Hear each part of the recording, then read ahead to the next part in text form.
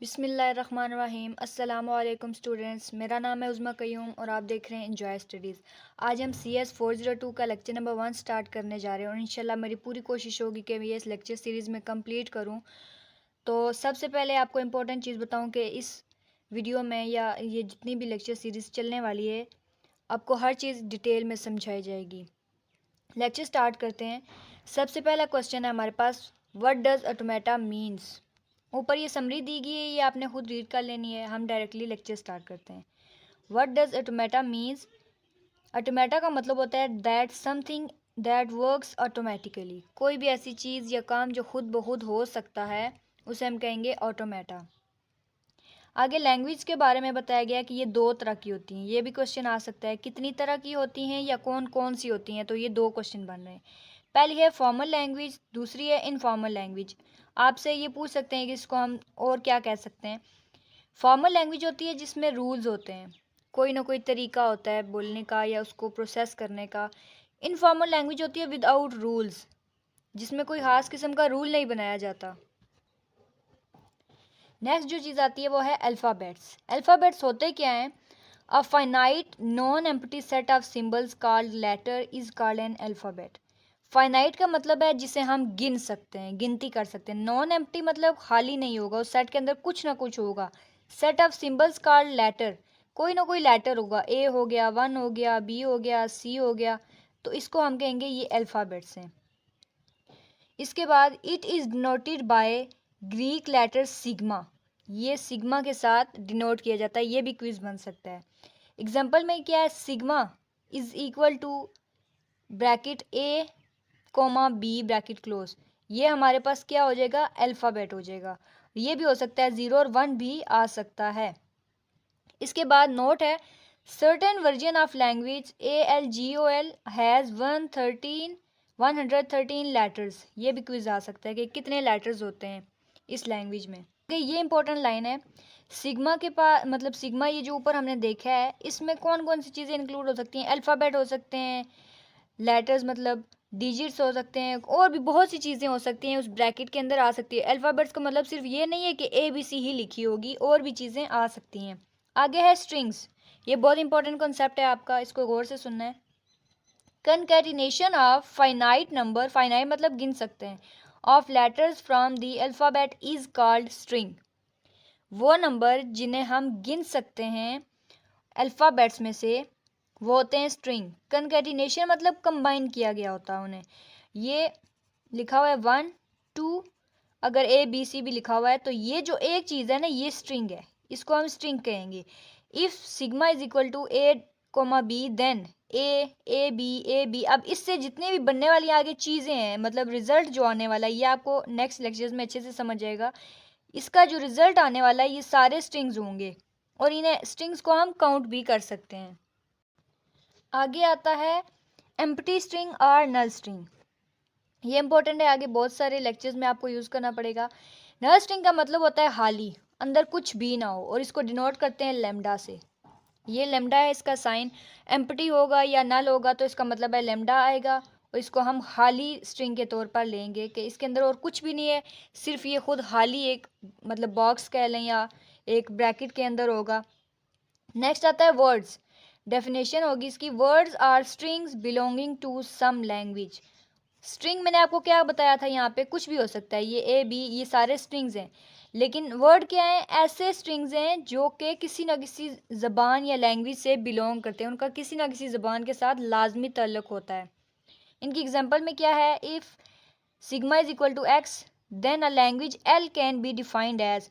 अगर हम लैंग्वेज को L से डिनोट करें, खुद एज्यूम कर लें कि लैंग्वेज L है, तो हम इस x को लैंग्वेज के तौर पर लेंगे। L is equal to X की पावर n, और n कुछ भी हो सकता है, n की काउंटिंग में कुछ भी आ सकता है। और L is equal to X, double X, triple X, up to so on. आगे नोट है, all words are strings but not all strings are word. जितने भी अल्फाज होंगे वो स्ट्रिंग्स हो सकते हैं, लेकिन जो स्ट्रिंग होंगी वो अल्फाज नहीं होते। कुछ स्ट्रिंग ऐसे होते हैं जिनका कोई मतलब ही नहीं होता, लेकिन वो फिर भी स्ट्रिंग्स कहलाते हैं। आगे है valid invalid alphabets. An alphabet में contain letters consisting of group of symbol. Example, sigma 1 is equal to B A B, अभी और से देखना है, इसके बाद कॉमा लगा हुआ है, B A B and D, ये हमें एग्जांपल दी है। Now consider an alphabet, sigma 2 is B A B and D and a string B. अब ये स्ट्रिंग उन्होंने हमें बताया कि जो हमारे पास रिजल्ट आएगा ना, उसमें से एक स्ट्रिंग ले लिया और ये उसकी स्ट्रिंग आ गई। This string can be tokenised in 2 different ways. इसको अगर हम तोड़ दें, छोटे छोटे ब्लॉक्स में बना दें, टोकनाइज का मतलब होता है अलग अलग टुकड़े कर दें, तो ये कैसे बनेगा, B A B and B.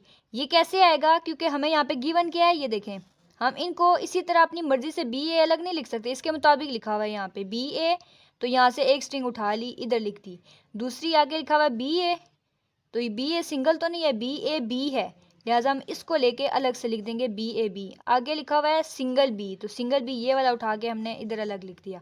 ये वाली भी एग्जांपल इसी तरह आपने खुद देख लेनी है। आगे ये कुछ रिमार्क्स हैं, इनको याद कर लेना। रिमार्क्स अक्सर क्विज में आ जाते हैं या क्वेश्चन भी आ जाते हैं, जितने भी इस बुक में रिमार्क्स दिए गए वो सारे इंपॉर्टेंट है।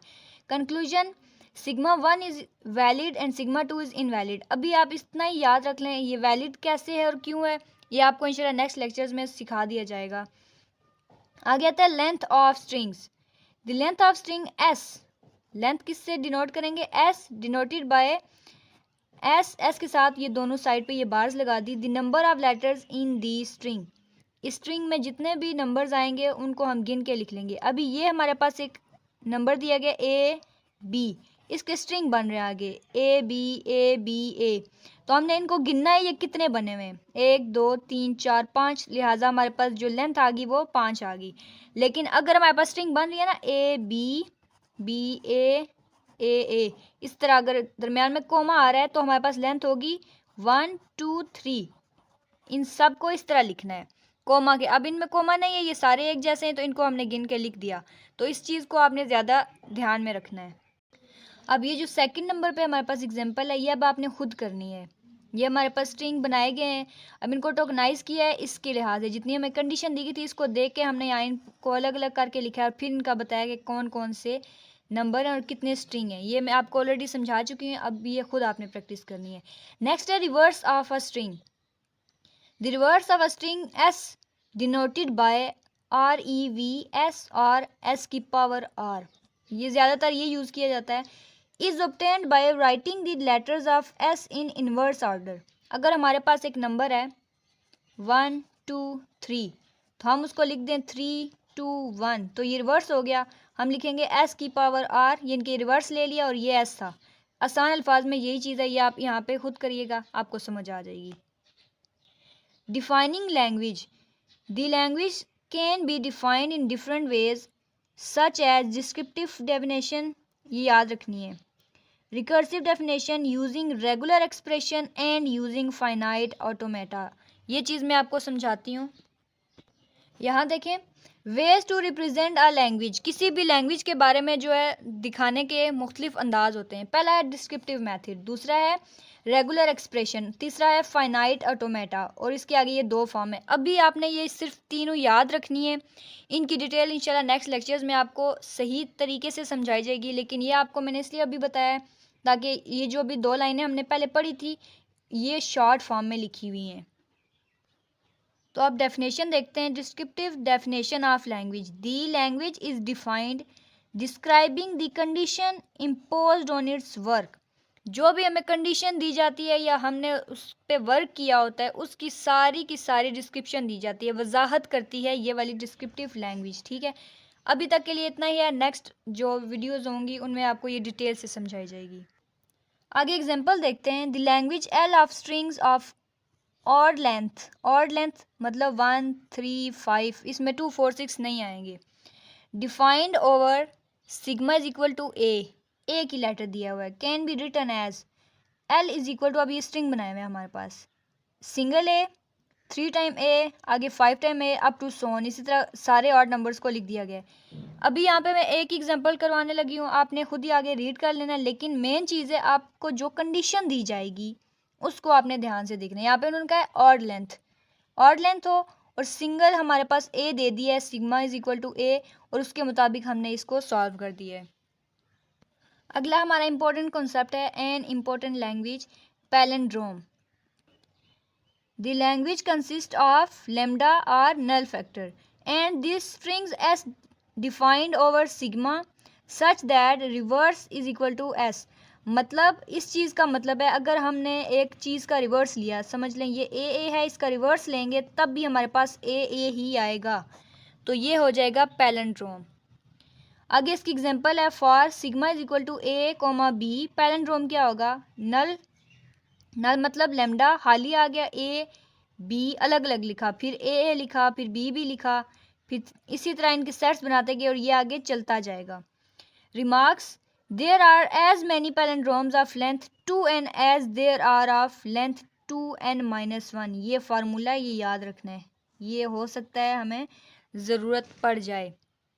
Note, number of strings of length m defined over alphabet of n letters is n की पावर m। ये क्विज है आपका इम्पोर्टेंट, इस पूरी लाइन को याद कर लें। जो लेंथ है स्ट्रिंग्स की उसको m से डिनोट कर रहे हैं और जो अल्फ़ाबेट हैं उन्हें n से डिनोट कर रहे हैं, तो n की पावर m हो जाएगी। फर्स्ट लेक्चर के लास्ट पे हमें एक एग्जांपल दी गई है जिसमें बता रहे हैं स्ट्रिंग्स की लेंथ 2 है defined over sigma is equal to A B. इसकी लेंथ 2 है तो ये हमारे पास जितनी भी स्ट्रिंग्स बनेंगी वो दो की बनेंगी, ए बी बी, ये दो की हैं। ए सिंगल ए नहीं आ सकता या 3 दफ़ा, मतलब जितने भी नंबर आएंगे उनमें सिर्फ दो, गिनती दो। Numbers of string is equal to 2 की पावर 2। हमारे पास जो नंबर ऑफ स्ट्रिंग इस तरह आएंगे 2 की पावर 2 यानी कि 4 आ जाएगी। इस तरह लेंथ ऑफ स्ट्रिंग इज 3, तो यहाँ पे ए भी दिया गया। अब यहाँ पे देखें जितने भी लेटर हैं उनकी गिनती 3 है और ना इसमें 4 है, ना 2 है, ना 1 है, तो 3 से ज़्यादा भी नहीं होना चाहिए, 3 से कम भी नहीं होना चाहिए। यहाँ पे आएगा number of string is equal to 2 की पावर 3 और हमारे पास आंसर आ जाएगा। To calculate the number of palindromes of length 2 multiply by n, consider the following diagram. हमारे पास ये डायग्राम है, इस पूरी की वैल्यू है 2n, तो इसको हम दो हिस्सों में डिवाइड कर देंगे, single n and single n, ये दोनों को कंबाइन करें तो हमारे पास 2n आ जाता है। Which shows that there are as many palindromes of length 2n as there are the string of length n। String की लेंथ n होगी और जो पैलिंड्रोम की लेंथ होगी 2n as there are the strings of n, मतलब जितने n होंगे उनको मल्टीप्लाई कर देंगे 2 के साथ। To calculate the number of palindromes of length 2n-1 with a as the middle letter को हमने फाइंड आउट करना हो तो ये वाला फार्मूला यूज़ करेंगे। Consider the following. अब हमारे पास ऊपर n था लेकिन यहाँ पे हम क्या करेंगे 2n-1 है तो n-1 एक साइड पे रख देंगे, n-1 एक साइड पे रख देंगे और दरमियान में हम a को रख देंगे। अगर इससे मालूम करना हो तो हम ये वाला फार्मूला यूज़ करेंगे। और लास्ट से आपने इस चीज़ की रीडिंग कर लेनी है। तो उम्मीद करती हूँ कि मैंने जो भी आज आपको समझाया वो अच्छे से समझ आ गया होगा। मिलते हैं नेक्स्ट लेक्चर में, रखिएगा अपना बहुत सारा ख्याल। अल्लाह हाफिज़।